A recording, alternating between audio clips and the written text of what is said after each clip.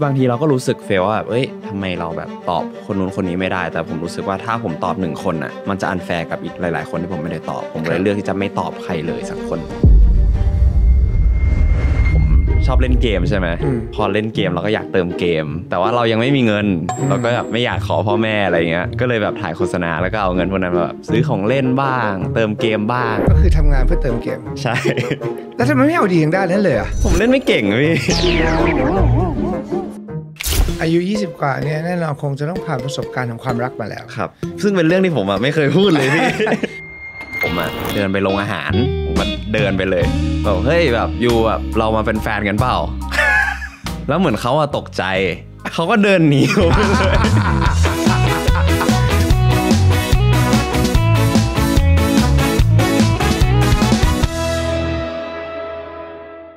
ใครที่ดูคลิปนี้อยู่นะครับ Woody และทีมงาน Woody World ขอกำลังใจหน่อยนะครับเพียงแค่กดไลค์กด subscribe และกดกระดิ่งแจ้งเตือนครับเวลาเรามีคลิปใหม่ๆทุกคนจะได้รับรู้กันนะครับกดเลยครับกดสิครับกดยังครับกดเลยนะ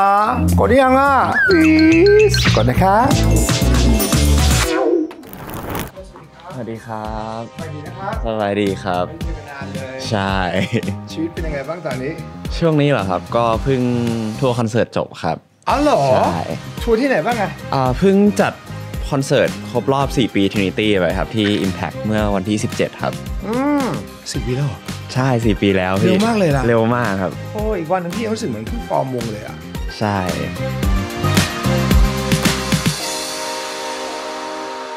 พี่ไม่เคยคุยกับเติร์ดเนาะใช่เรายังไม่เคยคุยกันครั้งแรกเลยใช่มันมีหลายเรื่องที่พี่สนใจอยากจะถามเติร์ดมากเพราะว่าด้วยตัวเติร์ดเองเนี่ยพี่รู้สึกว่าโอ้เติร์ดเป็นคนที่สำหรับพี่ตั้งแต่นานไปนานนะเฮ้ยเด็กคนนี้แบบมันมีอะไรบางอย่างในตัวแน่นอนมีความน่ารักนะครับแต่ว่าลึกซึ้งในนั้นเนี่ยมันก็คงมีความศิลปินที่ชัดเจนมากว่าตัวเองต้องการอะไรแล้วตอนนี้คุณฟอร์มเป็นวง Trinity พี่ก็รู้เลยว่าคุณเลือกที่จะเดินเส้นทางที่คุณมีความสุขพี่อยากรู้ว่าแฟนคลับของคุณที่เขารักคุณมากเนี่ยนะครับเราได้มีโอกาสให้กำลังใจเขาอย่างไรบ้างเพราะว่าแน่นอนน้องๆก็คงจะต้องผ่านเรื่องราวเยอะมากแล้วพี่ก็เชื่อว่าก็คงมีคน DM มาหรือว่าส่งข้อความมาว่าเขาผ่านอย่างงู้นอย่างนี้อย่างนั้นแล้วขอกำลังใจเนี่ยเราช่วยดูแลเขายังไงจริงๆพวกเมสเสจครับผมไม่เคยตอบใครเลยนะครับแต่ว่าบางทีผมจะอ่านแต่ผมจะอ่านไม่ให้คุณเห็นว่าผมอ่านก็คือเราก็จะเข้าไปกดนี่แหละแต่ว่าไม่ได้กด accept ข้อความที่แบบผมชอบมันจะเป็นแบบเหมือนเราดีใจที่แบบผลงานของเราหลายๆอย่างไม่ว่าจะเป็นเพลงบางคนก้าวข้ามผ่านแบบอาจจะเป็นเรื่องที่แบบหนักใจในชีวิตได้หรือว่าแบบปัญหาต่างๆอย่างแบบบางคนก็แบบเฮ้ยพี่เติร์ดแบบสอบติดมหาลัยที่อยากเข้าแล้วนะขอบคุณที่แบบเป็นกำลังใจให้อะไรเงี้ยคือบางทีเราก็รู้สึกเฟลว่าแบบเอ้ยทำไมเราแบบตอบคนนู้นคนนี้ไม่ได้แต่ผมรู้สึกว่าถ้าผมตอบ1คนน่ะมันจะอันแฟร์กับอีกหลายๆคนที่ผมไม่ได้ตอบผมเลยเลือกที่จะไม่ตอบใครเลยสักคนพี่ทำศิลปินหลายคนเหมือนกันนะว่าทำไมเลือกไม่ตอบเลยอะไรเงี้ยเขาบอกว่าอ๋อมันไม่แฟร์ต่อคนอื่นทุกคนต้องเท่าเทียมกันใช่อะไรเงี้ยแต่มีบางคนที่เข้ามาขอต่อหน้าเลยไหมมีไหมถ้าต่อหน้าจะไม่ค่อยครับส่วนมากผมจะเจอแบบต่อหน้าแค่แบบตอนแบบเราเล่นเวทีเสร็จก็จะมีไฮทัชใช่ไหมแต่ไม่เคยเจอตามถนนอะไรอายุ20กว่าเนี่ยแน่นอนคงจะต้องผ่านประสบการณ์ของความรักมาแล้วครับพี่จะไปตรงนั้นแล้วนะได้ครับซึ่งเป็นเรื่องที่ผมไม่เคยพูดเลยพี่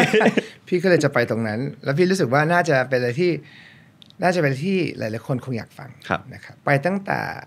ครั้งแรกเลยดีกว่า Puppy Love หรือว่ารักแรกของคุณมันเกิดขึ้นตอนไหนยังไงโห Puppy Love ผมน่าจะตั้งแต่ประถมครับตั้งแต่ 6-7 ขวบเลยแอบชอบเพื่อนในห้องแบบเป็นแบบคนต่างชาติอะไรเงี้ยแล้วก็แบบแย่งกับเพื่อนอีกคนหนึ่งเพราะว่าชอบคนเดียวกันอะไรเงี้ยครับแล้วยังไงต่อก็ไม่ได้อะไรแค่รู้สึกว่าอยากไปโรงเรียนจังแบบวันนี้อยากไปโรงเรียนเร็ว วันนี้อยากกลับบ้านช้าอยากไปเรียนทุกวันเวลาใครเลิฟมันก็เป็นอย่างนี้หมดแหละอยากไปโรงเรียนเดี๋ยวไปเจอใช่แล้วเวลาเจอความรู้สึกเป็นไงจริงๆผมเขินด้วยก็คือแบบก็ไม่ได้ไปบอกเขานะว่าชอบก็แค่แบบรู้สึกว่าแบบอยู่ด้วยแล้วแฮปปี้จังอะไรเงี้ยแล้วได้มีโอกาสคบกันไหมหรือว่าตอนนั้นเด็กมากครับน่าจะ7 ขวบครับแล้วตอนที่แบบคบกับคนที่เป็นแฟนจริงตอนอายุเท่าไหร่ตอนนั้นน่าจะเริ่ม12 13 14อะไรถือว่าเร็วไหมไม่เร็วนะครับพี่แบบช่วงแบบมัธยมอะไรเงี้ยผมก็รู้สึกว่าคนรอบตัวเราก็เริ่มมีความรักกันแล้วตอนที่ขอเป็นแฟนเนี่ยมันขอยังไงจำได้ไหมโอ้ยตอนนั้นเหรอครับเดี๋ยวมันออโต้เลยคนแรกผมจำได้ว่าผมเดินไปโรงอาหารมันจะมีคาเฟ่ทีเรียอยู่ที่โรงเรียนผมก็เดินไปเลยบอกเฮ้ยแบบอยู่แบบเรามาเป็นแฟนกันเปล่า แล้วเหมือนเขาตกใจ เขาก็เดินหนีผมเลยแล้วก็เดินหนีผมเพราะเขาบอกว่าเขาตกใจแบบไม่ได้คิดว่าแบบจะโผล่มาอย่างนี้ซึ่งผมไม่เคยผ่านประสบการณ์การจีบผู้หญิงมาก่อนผมก็ไม่รู้ว่าแบบเวลาเราจะเข้าหาคนหนึ่งมันจะ approach ยังไงเพราะว่ายุคนั้นอ่ะมันยังไม่มีสิ่งที่เรียกว่าเป็นคนคุยอะไรเงี้ยมันยังไม่มีครับแต่พอโตขึ้นมาในระดับมหาวิทยาลัยแล้วเนี่ยจริงๆคุณก็เข้าอยู่ในวงการเรื่อยๆเนาะใช่โฆษณาด้วยนั่นเวลาคบกับใครเนี่ยมันมีปัจจัยปัญหาเรื่องการเป็นคนในวงการไหมหรือไม่สำหรับตัวผมเองไม่ครับคือผมอาจจะเป็นคนดื้อด้วยแหละแต่ก็รู้สึกว่าก็ไม่ได้เป็นปัญหาดื้อหมายความว่าอะไรคือผมเป็นคนค่อนข้างแบบโฟกัสที่แบบความอยากของตัวเองเป็นหลักอะไรเงี้ยเพราะว่าผมทำงานนะผมก็รู้สึกว่าเราก็อาจจะต้องระวังเรื่องแบบการออกไปข้างนอกแบบในที่แบบเป็นพับลิกแต่ว่าผมก็จะรู้สึกว่าแบบถ้าเป็นแบบด้านการคบใครสักคนหนึ่งผมรู้สึกว่าเรามีได้ไม่ใช่บอกว่าเราจับมือกันไม่ได้นะเราออกไปกินข้าวด้วยกันไม่ได้เจอกันแค่ในบ้านไม่ใช่ครับค่อนข้างจะแฟร์กับใช่คนที่เราคบด้วยงั้นเวลาพูดถึงความสัมพันธ์ที่เราเป็นแฟนกันแล้วเนี่ยเป็นพาร์ทเนอร์แบบไหนเพราะเท่าที่ฟังดูเหมือนคุณก็ชิลพอสมควรผมเป็นคนค่อนข้างชิลครับแบบพาร์ทเนอร์แบบไหนคือผมเป็นคนค่อนข้างเป็นสายอะแดปอะครับคือถ้าเราคบกับคนแบบสมมติว่าคบกับคนนี้เราก็จะเป็นแบบที่เขาชอบแบบที่เขาอยากให้เป็นเหรอจริงๆพูดอย่างก็ไม่ถูกฮะเหมือนถ้าเราคบกับคนเด็กกว่าเราก็จะทำตัวโตกว่าถ้าเราคบกับคนที่โตกว่าเราก็ทำตัวเป็นเด็กแต่บางทีเราคบกับคนเด็กกว่าเขาก็มีความโตกว่าเราก็ทำตัวเป็นเด็กได้อะไรอย่างเงี้ยครับแต่มันจะแบบไม่ได้ตายตัวว่าเฮ้ยเราเป็นคนแบบนี้นะอยู่ต้องรับให้ได้ถ้าอยู่รับไม่ได้เราก็คบกันไม่ได้ผมจะไม่เป็นสายนี้ไดนามิกมันต่างกันไหมคบกับคนที่โตกว่าหรือเด็กกว่ามันต่างนะครับมันต่างกันบทบาทของคุณต่างไงเช่นผมรู้สึกว่าถ้าผมคบกับคนที่เด็กกว่าผมจะต้องทำตัวเป็นผู้ใหญ่แล้วก็คือแบบต้องแบบมีความรับผิดชอบมากขึ้นต้องนิ่งมากขึ้นแต่ถ้าคบกับคนที่โตกว่าผมก็สามารถแบบเป็นเด็กได้เต็มที่แบบก็ค่อนข้างต่างนะพี่แล้วอันไหนที่ comfortable อ่ะผมว่าน่าจะเป็นแบบการที่ผมทำตัวเป็นเด็กมั้งผมรู้สึกว่าผมชอบทำตัวเป็นเด็กแล้วก็ให้เขาหลีดเอาใช่ครับก็ดีเหมือนกันเนาะจะได้แบบสบายๆไงใช่เพราะผมเป็นคนที่แบบผมเป็นคนปล่อยโฟลว์อยู่แล้วพอมีคนหลีดผมก็จะรู้สึกว่ามันโฟลว์ดีแล้วในความสัมพันธ์มันแบบเป็นเรื่องเฮฮาสนุกสุขส่วนใหญ่ไหมหรือว่าก็ชิลก็ส่วนมากก็ชิลครับไม่ได้เป็นคนสวีทไม่เลยครับโรแมนติกเซอร์ไพรส์อะไรอย่างงี้มีไหมเป็นคนที่ไม่ค่อยถนัดด้านนี้เลยพี่อาจจะแบบไม่ได้คบคนมาต่อเนื่องมั้งครับแบบเรามีช่วงหนึ่งที่แบบเราพักด้านแบบ relationship ไปยาวๆเลยเพราะว่าเราค่อนข้างโฟกัสกับงานของเรามากๆเนี่ยมันก็ไม่มีเวลาทำอย่างอื่นก็เลยถ้าแบบด้านนี้ผมจะไม่ถนัดเลยแบบด้านการเซอร์ไพรส์หรือว่าด้านการแบบทำอะไรที่มันแบบโรแมนติกแล้วทุกวันนี้การที่เราโฟกัสที่งานปุ๊บเนี่ยมันก็ไม่ได้รู้สึกว่าเรานี้ที่จะต้องมี relationship ใช่ไหมใช่อย่างตอนนี้ผมก็รู้สึกว่ามันโฟกัสจัดเลยด้านแบบงานด้านแบบไลฟ์สไตล์ก็รู้สึกว่าเรายังไม่ได้แบบรู้สึกขาดในพาร์ทนั้นไปผมมาถ่ายโฆษณาตั้งแต่เด็กไงแล้วมันต้องไว้ผมยาวครับผมก็เลยบอกแม่อยากย้ายไปโรงเรียนที่แบบไม่ต้องตัดผมดูแม่ก็เลยส่งไปเรียนอินเตอร์แทนครับงั้นแปลว่าเราก็มีงานเข้าตั้งแต่เด็กเลยสิใช่ครับถ่ายอะไรครับส่วนใหญ่ตั้งแต่7 ขวบผมเริ่มถ่ายพวกแบบโฆษณา TVC อะไรเงี้ยครับเล็กๆแล้วก็มีพวกแบบบางทีก็เป็นภาพนิ่งบ้างอะไรเงี้ยครับชอบไหมชอบนะครับตอนนั้นชอบครับไม่ได้ดูตัวเองในมอนิเตอร์แล้วคือรู้สึกไหมว่าเราแฮปปี้ครับจริงๆแต่ตอนนั้นน่ะพี่มันแบบผมชอบเล่นเกมใช่ไหมพอเล่นเกมเราก็อยากเติมเกมแต่ว่าเรายังไม่มีเงินเราก็แบบไม่อยากขอพ่อแม่อะไรเงี้ยก็เลยแบบถ่ายโฆษณาแล้วก็เอาเงินพวกนั้นมาแบบซื้อของเล่นบ้างเติมเกมบ้างอะไรเงี้ยครับแล้วก็ทำมาเรื่อยๆก็คือทำงานเพื่อเติมเกมใช่ติดเกมมากเลยเหรอโหตอนนั้นถ้าผม 7-8 ขวบผมนั่งอยู่หน้าจอคอมอะพี่แบบวันนึงต้องมีแบบ 5-6 ชั่วโมงอย่างต่ำอะแล้วพ่อแม่ไม่ว่า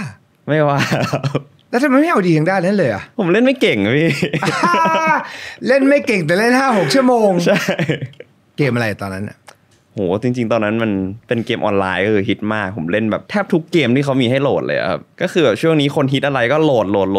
ทุกเกมแล้วก็เล่นหมดเลยทุกวันนี้ยังเล่นอยู่ไหมทุกวันนี้ก็มีบ้างครับแล้วยาวสุดนี่กี่ชั่วโมงอาจจะแบบเล่นถึงแบบ 3 4 อะไรอย่างเงี้ยครับ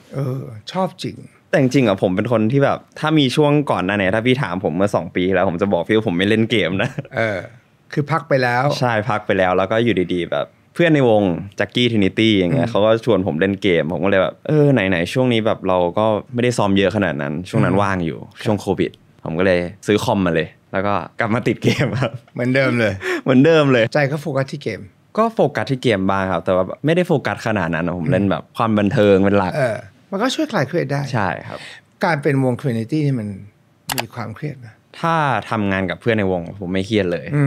รู้สึกว่าแบบเซฟโซนอ่ะพี่เหมือนอย่างปอร์เช่เงี้ยผมรู้จักปอร์เช่ตั้งแต่ผมอายุ12ก็คือผมเคยอยู่ค่ายกามิกาเซ่มาก่อนแล้วก็อยู่กับปอร์เช่แหละเราเป็นเพื่อนร่วมค่ายแล้วก็ได้มาทำนายบายนายด้วยกันแล้วก็มาถึง Trinity อะไรเงี้ยก็นับว่าเป็นแบบ Family เลยครับแล้วก็อย่างน้องแจ็คกี้เงี้ยผมก็รู้จักแจ็คกี้ตั้งแต่ผม14-15จนถึงตอนนี้ผม24แล้วอะก็คือทุกคนผมรู้จักมาเกือบ10 ปีอะพี่มันก็เลยแบบเป็น working space ที่รู้สึกว่าแบบเราสามารถเป็นตัวเองได้เต็มที่เราสามารถแบบรู้สึกฟรีแล้วก็ relax กับทุกคนอะไรเงี้ยแต่สิ่งที่มัน stress สำหรับ Trinity คือผลงานครับผมรู้สึกว่าพอเรามาเป็น Trinity อ่ะเราค่อนข้างที่จะมี passion กับการทำงานสูงมากทุกๆคนเลยไม่ว่าจะเป็นพวกเราทั้งทีมงานเงี้ยพอเราปล่อยผลงานออกไปผลงานต่อไปที่จะออกมาเราคิดแล้วว่าเอ้ยเราจะทำยังไงให้มันแบบดีขึ้นดีวะเราต้องแบบพัฒนาด้านไหนต่อแต่ถามว่ามันเครียดไหมมันก็ไม่เครียดนะมันเป็นสิ่งที่สำหรับผมรู้สึกมันสนุกและหลังจากนี้ไปเส้นทางต่อไปของ Trinity คืออะไรก็คงพัฒนาตัวเองต่อไปเรื่อยๆนี่แหละครับต้องพัฒนาอะไรครับเติร์ดผมรู้สึกว่าแบบ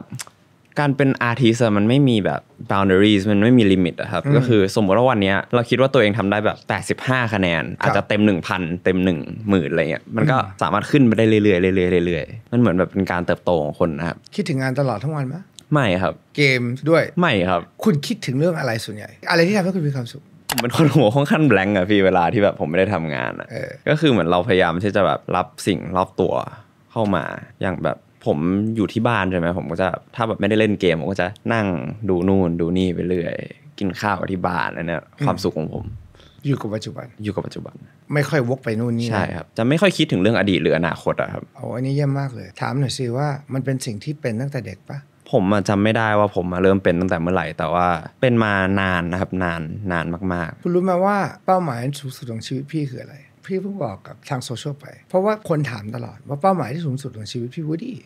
ต้องการอะไรพี่ไม่มีคำตอบเพราะพี่มองว่าก็ทุกอย่างมันก็ท้าทายหมดคือมันไม่มีหนึ่งเป้าอ่ะใช่ไหมใช่ความตายมันก็มาอยู่แล้วมันไม่จำเป็นต้องเป็นเป้าหมายเงินทองชื่อเสียงมันก็เป็นส่วนหนึ่งของชีวิตความจนความไม่มีมันก็เป็นส่วนหนึ่งของชีวิตพี่หาคำตอบไม่เจอแต่ประมาณ5 ปีแต่พี่มาค้นพบเมื่อปีที่แล้วนั่นคือสิ่งที่คุณได้อยู่ทุกวันนี้พี่บอกว่าเป้าหมายสูงสุดของชีวิตพี่คือการที่ได้อยู่กับปัจจุบันทุกวินาทีของชีวิตเพราะว่าเมื่อคุณได้สิ่งนั้นเนี่ยทุกอย่างมันสมบูรณ์แบบไปหมดเลยณโมเมนต์ที่เรานั่งอยู่ในสตูดิโอเนี่ยมันจะไม่เกิดขึ้นอีกและสิ่งที่เป็นก่อนหน้านี้มันก็จบลงไปแล้วเมื่อชั่วโมงที่พี่นั่งประชุมมันหายไปแล้วมันจบไปแล้วพี่ไม่ต้องมานั่งคิดแต่สำหรับพี่ยังเป็น work in progress อยู่นะหมายถึงว่าพี่ก็ยังแบบเขาเรียกว่าอะไร under construction อ่ะยังทำอยู่เรื่อยๆเลยแต่นั่นคือดังนั้นพี่ดีใจสำหรับตัวคุณมากขอบคุณครับเพราะว่านั่นคือสิ่งที่เป็นเป้าหมายสูงสุดของชีวิตพี่คือการที่เราได้มีโอกาสทำให้จิตและใจและร่างกายอยู่กับปัจจุบันอย่างแท้จริงเพราะว่าสิ่งที่ดีที่สุด present perfect present เนี่ย perfect ที่สุดเห็นอะไรในความสุขในการที่ไม่คิดถึงอนาคตและอดีตผมรู้สึกว่ามันทำให้แบบชีวิตเรามันมีความสุขมากขึ้นเยอะเลยพี่แบบเราไม่กังวลแล้วเราก็ไม่ยึดติดกับสิ่งที่มันผ่านไปแล้วมันทำให้แบบชีวิตผมมันแบบรู้สึกว่ามันมีความสุขแล้วมันก็ค่อนข้างฟูลฟิลในระดับหนึ่งเลยอะโดยที่แบบเราไม่รู้สึกว่าเฮ้ยเราจะต้องทำแบบนี้ในอนาคตนะหรือว่าแบบเฮ้ยทำไมแบบเรื่องนั้นในอดีตมันยังแบบกวนใจเราอยู่วะอะไรอย่างเงี้ยมันค่อนข้างทำให้แบบ mental health เราดีมากใช่เพราะ mental health ปัญหาที่มันเกิดขึ้นมันมาจากการที่คน either อยู่กับอดีตหรืออนาคตจนเป็นนิสัยมันก็เลยเกิดภาวะต่างๆที่มันตามมาต้องยอมรับว่าผู้คนส่วนใหญ่มันต้องคิดแหละมันมีสมองและสมองมันมีหน้าที่คิดแต่เราจะเทรนมันยังไงให้กลับมาอยู่ในกับปัจจุบันซึ่งมันก็ต้องพอมันไปข้างหน้าก็ต้องดึงกลับมาพอไปอดีตก็ต้องดึงกลับมามันก็ต้องดึงพี่ว่ามันต้องทำจนชินพี่เลยบอกว่าโอ้โหคุณคงจัดการกับความคิดมานานมากแล้วลองคิดดูนะถ้าคนทั้งโลกสามารถอยู่กับปัจจุบันได้หมดโลกมันจะเยี่ยมยอดมากเลยใครที่ดูคอนเทนต์นี่อยู่ในตอนนี้นะครับชีวิตของคุณเป็นยังไงบ้างเป็นคนที่ล่องไปในอดีตหรือในอนาคตบ้างหรือเปล่าหรือว่าเป็นคนที่เป็นแบบเตอร์ก็คือสามารถอยู่กับปัจจุบันแล้วก็มีความสุขกับทุกโมเมนต์ของชีวิตได้เราจะเปรียบเทียบคำพูดแบบนี้ก็คือว่าอนาคตและอดีตเนี่ยมันไม่มีลานลงจอดดังนั้นเครื่องบินความคิดเนี่ย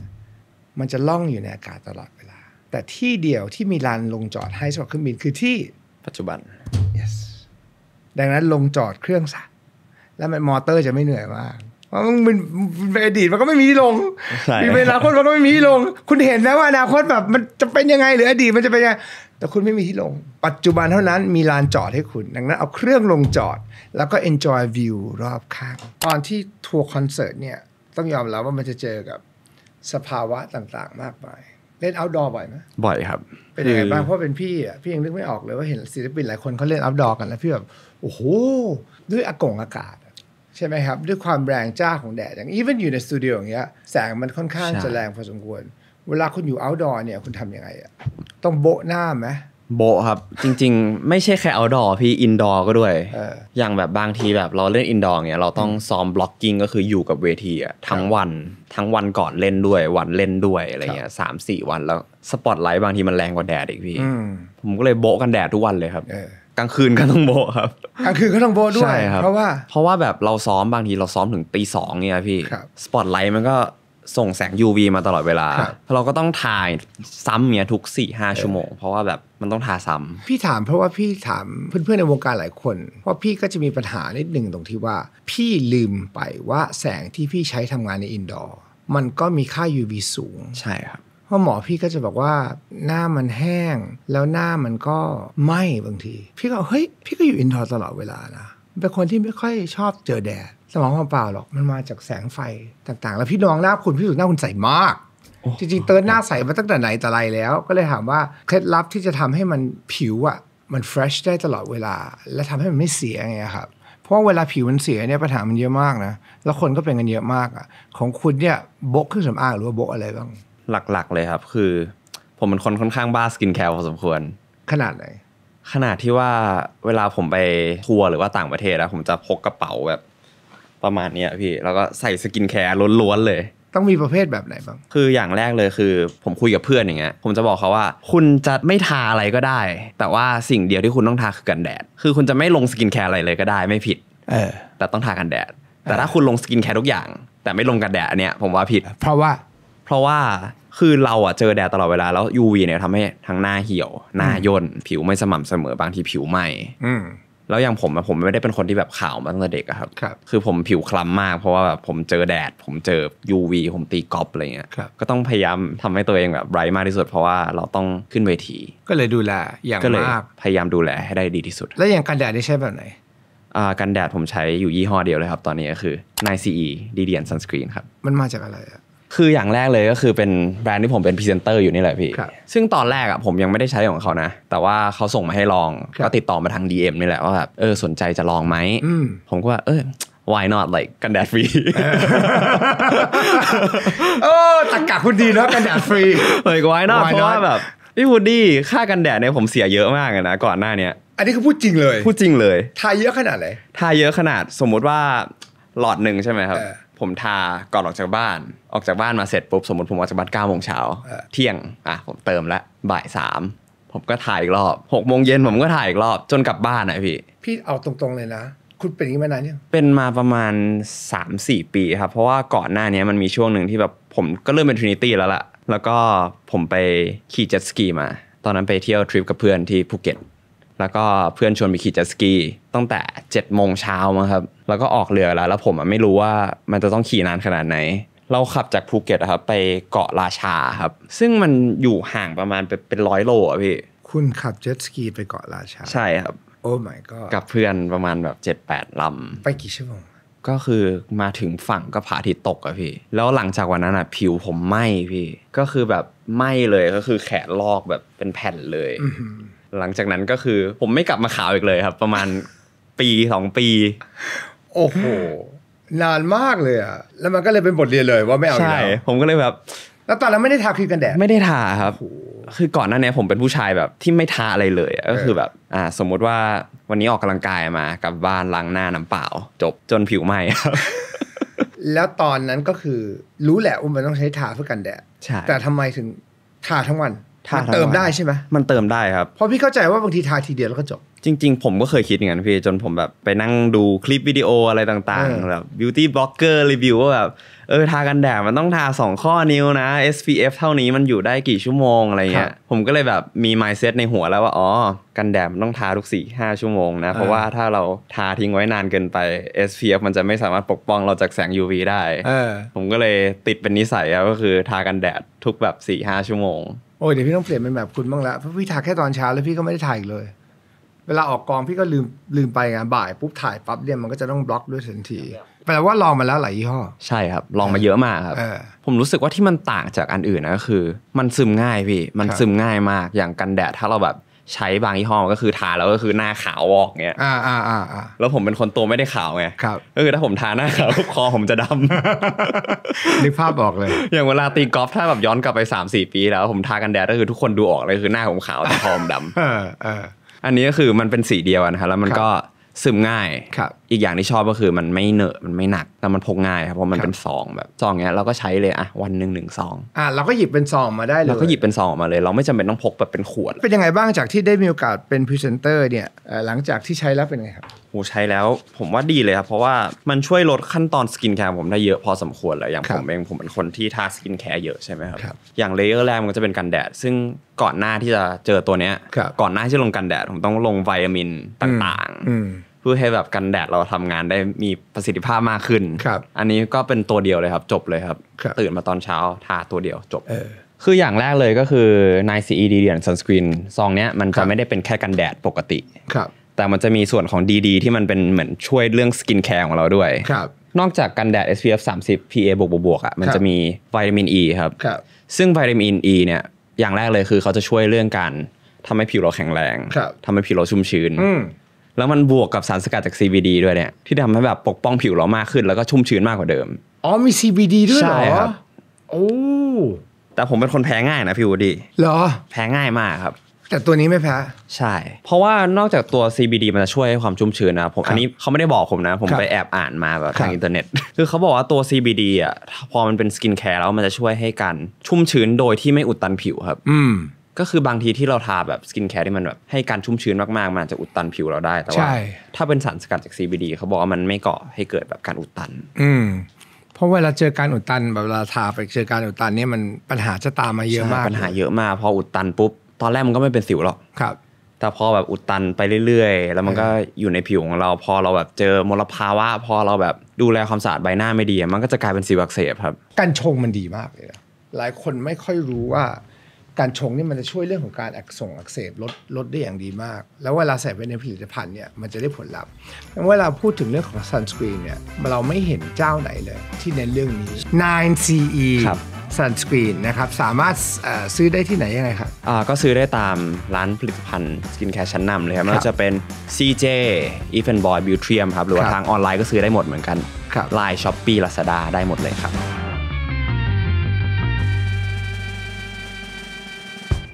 ขอดูได้ไหมเขาเอามาฝากหรือเปล่าเอามาฝากปกติรายการนี้เขาต้องมีมาฝากนะครับผมมีมาเป็นกระเช้าให้พี่เลยครับเพราะพี่เนี่ย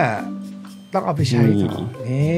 อันนี้เวอร์ชันใหม่ครับมีหน้าผมแล้วหน้าคุณเติร์ดลองดูสิว่าบีบแล้วมันจะเป็นยังไงอย่างที่คุณพูดหรือเปล่าว่ามันไม่เนินหนาและซึมได้เร็วประมาณนี้ไหมใช่ครับครั้งคุณใช้ประมาณนี้ป่ะผมใช้เยอะมากเลยครับเดี๋ยวผมลองให้ดู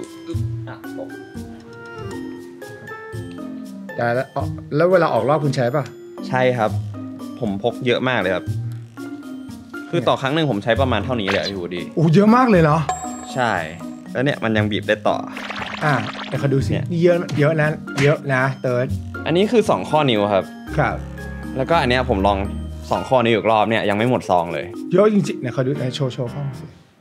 นี่ถือว่าเยอะมากใครที่อยากจะรู้ว่านะครับมีเยอะไหมต่อ1ซองนะครับก็สามารถดูจากดูจากเติร์ดได้แล้วนะครับวัน